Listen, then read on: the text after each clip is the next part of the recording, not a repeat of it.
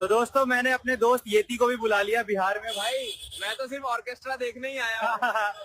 Guys अब हम साथ में ब्लॉगिंग करेंगे। ये है बिहार का सबसे फेमस लिट्टी चोखा। बहुत टेस्टी है भाई। अब ऑर्केस्ट्रा में चले, शाम में चलेंगे। देख भाई, जा तो रहा है लेकिन पैसा मत उड़ाने लगना। वहाँ पैसा खत्म हुआ तो इंसान लोग रहने नहीं देंगे, फिर माउंटेन पे जाके गायब हो जाना। ठीक है भाई।